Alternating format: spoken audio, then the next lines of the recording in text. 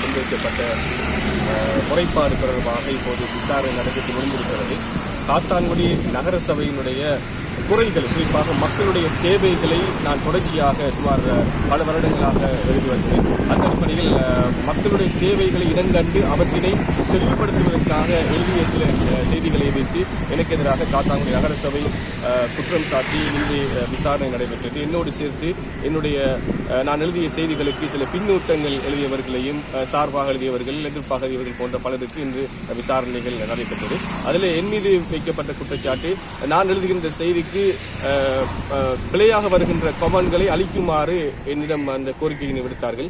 நான் அதனை முற்றாக மறுத்தேன். அவ்வாறு அளிக்க முடியாது. ஏனென்றால் ஆயிரக்கணக்கான கமெண்ட் வருகிறது. அதில் எதை பார்த்து எப்படி அளிப்பதற்கு நேரம் கிடையாது. நான் பல ஊடகங்களில், உள்ளூர், தேசிய, சர்வதேச ஊடகங்களில் வேலை செய்கின்ற ஒரு ஊடகங்களாக, எனவே அதனை அளிக்க முடியாது என்று நான் உறுதியாக சொன்னேன். ஆகவே அந்த சிக்கல் சுமூகமாக தீர்த்து வைக்கப்பட்டிருக்கிறது. அடுத்து நகர சபைக்கு சொந்தமான இடங்களுக்குள் அத்துமீறி நான் செய்திகளை சென்று சேகரிப்பதாக ஒரு குற்றச்சாட்டு வைக்கப்பட்டது. இங்கு விசாரிக்கப்பட்ட போது அவ்வாறு நான் அத்துமீறி போவதில்லை. அது பொதுவான இடம். ஆகவே பொதுவான செய்திகளை எழுதுவதற்காகவே நான் அந்த வீடியோக்களை, போட்டோக்கள் எடுத்தேன் என்று நான் உறுதியாக சொன்ன அதை ஏற்றுக்கொண்டார்கள். ஆகவே தொடர்பாகத்தான் விசாரணை நடைபெற்று முடிந்திருக்கிறது. எனவே தான் தயவு செய்து நான் மக்களுக்காகத்தான் நான் இந்த செய்தியை எழுதினது.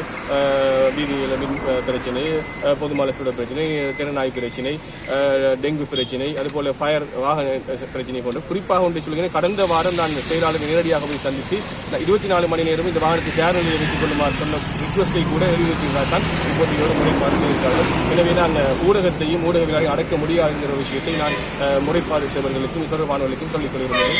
இன்னொரு சிலருக்கும் முறைப்பாடு கொடுப்பதற்கு தொடர்பாக அவர் சொல்வார்கள்.